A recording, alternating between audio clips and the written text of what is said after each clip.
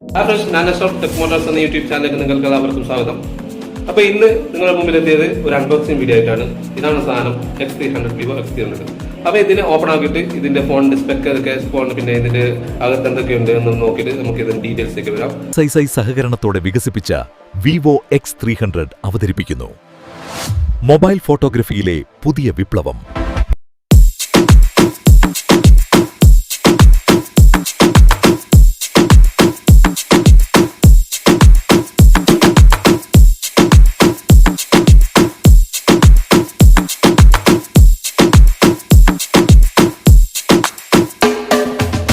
On the track, back on the track, back on the track, back like this. Back on the track, back on the track, back on the track, back like this. Back on the track, back on the track, back on the track, back like this. Back on the track, back on the track, back on the track, back like this.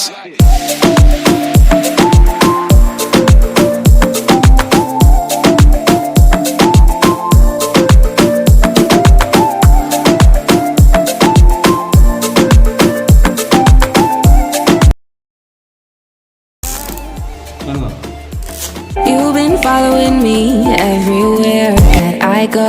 Don't think that I don't know.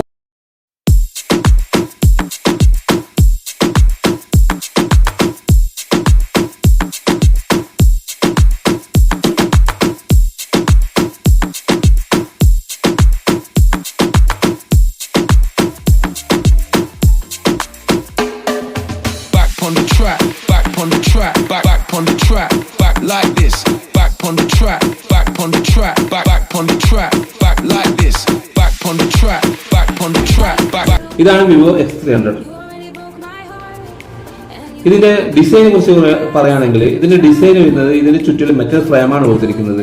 അത് നല്ല മാറ്റ് ഫിനിഷിങ്ങോട് കൂടിയുള്ള metal ഫ്രെയിമാണ് കൊടുത്തിരിക്കുന്നത്. Rating IP66ഉം IP69ഉം IP68ഉം 3 protection ഇതിൽ കൊടുത്തിരിക്കുന്നത്. അതുകൊണ്ട് തന്നെ under വാട്ടിങ് ഫോട്ടോഗ്രാഫിയൊക്കെ പറ്റിയ ഒരു ഫോൺ തന്നെയാണിത്. ഇതിന്റെ ബാക്കിൽ ഗ്ലാസ് ആണ് വരുന്നത്. ഗ്ലാസ് എന്ന് പറയുമ്പോൾ ഒരു ഫൈബർ ടൈപ്പുള്ള ഗ്ലാസ് ആണ് വരുന്നത്. ഇത് നമുക്ക് ടച്ച് ചെയ്യുമ്പോൾ നമുക്ക് മനസ്സിലാവുന്നുണ്ട് നല്ല ഫൈബർ ഒരു ഗ്ലാസ് ആണ് വരുന്നത്. അത് ഗൊറില്ല ഗ്ലാസ് വിക്ടേഴ്സ് 2 സമാനമായ ഒരു പ്രൊട്ടക്ഷനാണ് ഫ്രണ്ടിലും ബാക്കിലും കൊടുത്തിരിക്കുന്നത്. ഇതിന്റെ ക്യാമറയെ കുറിച്ച് പറയുകയാണെങ്കിൽ ക്യാമറന്റെ ചുറ്റിലും ഒരു മെറ്റൽ റിംഗ് ഉണ്ട്. അത് കാണുമ്പോൾ നല്ലൊരു പ്രീമിയം ലുക്ക് തോന്നിയിട്ടുണ്ട്. ഒന്ന് ഇതിന്റെ കളർ എന്ന് പറഞ്ഞെങ്കിൽ 3 കളറുണ്ട് ഇതിൽ. ഒന്ന് ഈ ബ്ലാക്ക് കളർ, ഒന്ന് റെഡ് കളർ, ഒന്ന് ബ്ലൂ ടൈപ്പ് കളറുണ്ട്. ഇതിന്റെ റൈറ്റ് സൈഡ് ഒരു പവർ ബട്ടൺ ഉണ്ട്, ഒരു volume up and down button ഉണ്ട്. ഇതിന്റെ ലെഫ്റ്റ് സൈഡ് ഒന്നുമില്ല. ഇതിന്റെ ഫ്ലാഷ് ലൈറ്റ് കൊടുത്തിരിക്കുന്നത് ഒരു കോർണറിലാണ് കൊടുത്തിരിക്കുന്നത്. അതൊരു പ്രീമിയം ലുക്ക് തന്നെ ഈ ഫോണിന് കൊടുത്തിരിക്കുന്നത്. ഇതിന്റെ ഇവിടെ ആയിട്ട് ഒരു സ്പീക്കർ ഗ്രില്ലുണ്ട്, ഇവിടെ ഒരു മൈക്ക് ഉണ്ട്. പിന്നെ ഇതിന്റെ ബോട്ടമിലും ഒരു സ്പീക്കർ ഉണ്ട്, ഒരു മൈക്ക് ഉണ്ട്, ഒരു സിം ട്രേ ഉണ്ട്. പിന്നെ ഇപ്പൊ ഇതിന്റെ ഡിസ്പ്ലേ കുറിച്ച് പറയുകയാണെങ്കിൽ LTPO AMOLED ഡിസ്പ്ലേ ആണ് ഇതിൽ കൊടുത്തിരിക്കുന്നത്. 120 Hz റിഫ്രഷ് റേറ്റ് ഇതിനുണ്ട്. അതേപോലെ 8K ഡിസ്പ്ലേ ആണ് ഇതിൽ കൊടുത്തിരിക്കുന്നത്. ഈ ഡിസ്പ്ലേ എന്ന് പറയുമ്പോൾ പിന്നെ സെയ്ദിനോട് കൊളാബറേറ്റ് ചെയ്തിട്ടുള്ള ഒരു ഡിസ്പ്ലേ ആണ്. സെയ്ദിന്റെ തന്നെ കളർ ടോൺ കൊളാബറേറ്റ് ചെയ്ത ഒരു ഡിസ്പ്ലേ ആണിത്. അതുകൊണ്ട് തന്നെ ഇതിന്റെ വ്യൂവിംഗ് ഒക്കെ പിന്നെ നമ്മൾ വീഡിയോ അതൊക്കെ വാച്ച് ചെയ്യുന്ന സമയത്ത് നല്ല കളർഫുൾ വീഡിയോസും പിന്നെ ഫോട്ടോസും നമുക്ക് ഇതിന് കിട്ടുന്നുണ്ട്. അത് നല്ല ഒരു ക്വാളിറ്റിയുള്ള ഡിസ്പ്ലേ ആണ്. ഇതിന്റെ PW ഡിമ്മിംഗ് എന്ന് പറയുന്നത് 2160 Hz ആണ് ഇതിന്റെ PW ഡിമ്മിംഗ്. ഇതിന് ഈ ഡിസ്പ്ലേ HDR10+ സപ്പോർട്ട് ഉണ്ട്, വിവിഡ് HDR ഉണ്ട്, പിന്നെ അൾട്രാ HDR സപ്പോർട്ട് ഉണ്ട്. അതേപോലെ ഇതിന്റെ പീക്ക് ബ്രൈറ്റ്നസ് എന്ന് പറയുന്നത് 4500 ആണ് ഇതിന്റെ പീക്ക് ബ്രൈറ്റ്നസ്. അത് ഈ വെയിലത്തൊക്കെ പിടിക്കുന്ന സമയത്ത് നല്ല ക്ലിയർ ആയിട്ട് തന്നെ നമുക്ക് ഡിസ്പ്ലേ കാണാൻ പറ്റുന്നുണ്ട്, വീഡിയോ കാണാൻ പറ്റുന്നുണ്ട്. ഇതിന്റെ പ്രൊസസ്സറെ കുറിച്ച് പറയുകയാണെങ്കിൽ ഇതിന്റെ പ്രൊസസ്സർ എന്ന് പറയുന്നത് MediaTek Dimensity 9500 എന്ന 3 നാനോമീറ്റർ ചിപ്സെറ്റ് ആണ് ഇതിൽ കൊടുത്തിരിക്കുന്നത്. ഇപ്പോൾ ഏറ്റവും ടോപ്പ് MediaTekന്റെ ഏറ്റവും ടോപ്പ് പ്രൊസസ്സറാണ് ഇതിൽ കൊടുത്തിരിക്കുന്നത്. അതുകൊണ്ട് തന്നെ ഇതിന്റെ യാതൊരു ലാഗോ കാര്യങ്ങളോ ഈ ഫോണിൽ ഞാൻ ഇത് കുറച്ച് ദിവസമായി യൂസ് ആക്കുന്നുള്ളത്. ഇതിന്റെ പിന്നെ ഫുൾ റിവ്യൂ നെക്സ്റ്റ് വരുന്നുണ്ട്. ഇത് കുറച്ച് സമയമായി യൂസ് ആക്കുന്നത്. എനിക്ക് യാതൊരു ലാഗോ കാര്യങ്ങളോ ഞങ്ങൾക്ക് ഫേസ് ചെയ്യേണ്ടി വന്നിട്ടില്ല. ഇതിന് റാമിനെ കുറിച്ച് പറയുകയാണെങ്കിൽ LPDDR 5X റാമാണ്, 5X അൾട്രാ റാമാണ് തന്നെ. അതുകൊണ്ട് നല്ല സ്പീഡുള്ള ഒരു പ്രൊസസ്സറാണ് കൊടുത്തിരിക്കുന്നത്. പിന്നെ ഇത് UFS 4.1 ആണ് ഇതിൽ കൊടുത്തിരിക്കുന്നത്. ഏറ്റവും ലേറ്റസ്റ്റ് ആയ UFS 4.1 തന്നെ ഇതിൽ കൊടുത്തിരിക്കുന്നത്. അതുകൊണ്ട് ഫയൽ ട്രാൻസ്ഫർ ഒക്കെ ചെയ്യുമ്പോൾ സമയത്ത് നല്ല ഒരു സ്പീഡ്, യാതൊരു ലാഗോ കാര്യങ്ങളോ അതിനും നമുക്കൊന്നും പറയാനില്ല. അത്രയും നല്ല ഒരു പ്രൊസസ്സറാണ് ഇതിൽ കൊടുത്തിരിക്കുന്നത്. പിന്നെ ഫോൺ ഹീറ്റ് ആവുന്നുണ്ടോ എന്ന് ചോദിച്ചാൽ ഫോൺ ഹീറ്റ് ആവുന്നുണ്ട്. നമുക്ക് ഫോണൊക്കെ വെയിലത്ത് വെച്ച് ക്യാമറ വീഡിയോസ് ഒക്കെ എടുക്കുന്ന സമയത്ത് ഹീറ്റ് ആവുന്നുണ്ട്. അല്ലാണ്ട് ഇൻഡോറിൽ യാതൊരു ഹീറ്റിങ്ങോ കാര്യങ്ങളോ എത്ര ഫോൺ ഉപയോഗിച്ചാലും ഹീറ്റിംഗ് ഒന്നും വരുന്നില്ല. അത്ര ഒരു നല്ല പ്രൊസസ്സറാണ്, ഹീറ്റിംഗ് ഇഷ്യൂ ഇല്ലാത്ത, ഹീറ്റിംഗ് കംപ്ലൈന്റ് ഒന്നും ഇല്ലാത്ത നല്ല പ്രൊസസ്സറാണ് ഇതിൽ കൊടുത്തിരിക്കുന്നത്. ഒരു ക്യാമറ സാംസങ്ങിന് തന്നെ HPP 200 മെഗാ പിക്സൽ ഒരു ക്യാമറയും പിന്നെ 50 മെഗാ പിക്സൽ അൾട്രാ വൈഡ് ക്യാമറയുണ്ട്. അത് സാംസങ്ങിന്റെ തന്നെയാണ്, ഞാൻ എന്ന ഒരു ക്യാമറ സെൻസറാണ് ഇതിലുള്ളത്. പിന്നെ സോണിന്റെ ഇതിന്റെ പെരിസ്കോപ്പിക് ക്യാമറ സോണി LYT 602 എന്ന ക്യാമറയാണ് ഇതിന്റെ പെരിസ്കോപ്പിക് കൊടുത്തിരിക്കുന്നത്. പെരിസ്കോപ്പിക് ക്യാമറ തന്നെയാണ്, നോർമൽ ക്യാമറയിലാണ് കൊടുത്തത്.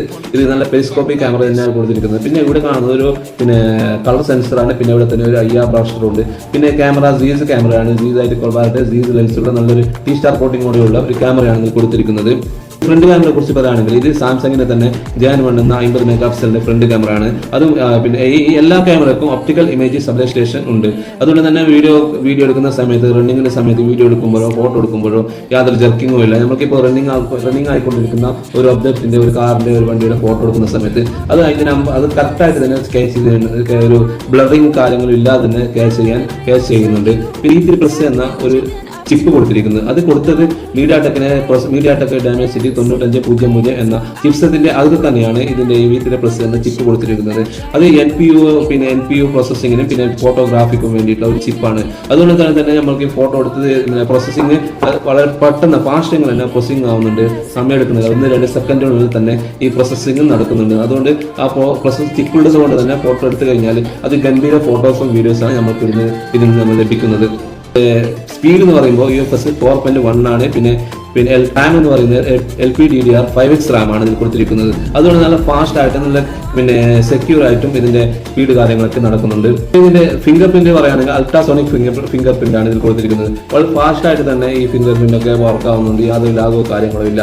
നല്ല ഫാസ്റ്റ് ആയിട്ട് തന്നെ ഇതിന്റെ വർക്കിംഗ് നടക്കുന്നുണ്ട്. അത് ഫേസും നമുക്ക് അൺലോക്ക് ചെയ്ത് വെച്ചാൽ അതും നല്ല ഫാസ്റ്റ് ആയിട്ട് തന്നെ നടക്കുന്നുണ്ട്.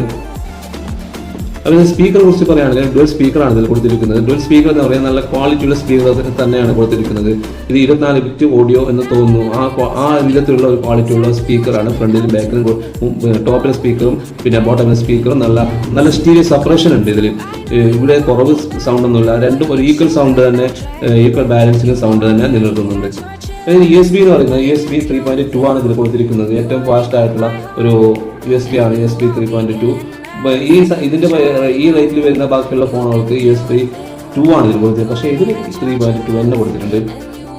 പിന്നെ ചാർജിനെ കുറിച്ച് പറയുകയാണെങ്കിൽ, ചാർജിങ് കപ്പാസിറ്റിയെ കുറിച്ച് പറയുകയാണെങ്കിൽ 90 വാട്ട്സിന്റെ അഡാപ്റ്ററാണ് ഇതിൽ കൊടുത്തിരിക്കുന്നത്. അത് നല്ല ഫാസ്റ്റ് ആയിട്ട് തന്നെ ചാർജ് ആവുന്നുണ്ട്. അതിൽ സെറ്റിംഗ്സ് ഉണ്ട്, ഫാസ്റ്റ് ചാർജ് ഉണ്ട്, നോർമൽ ചാർജ് ഉണ്ട്. നമുക്ക് ഫാസ്റ്റ് ചാർജ് ഓൺ ആക്കി വെച്ചാൽ നമ്മൾ കണക്ട് ആകുന്ന സമയത്ത് തന്നെ അത് ഫാസ്റ്റ് ആയിട്ട് തന്നെ ചാർജ് ആയിക്കോളും.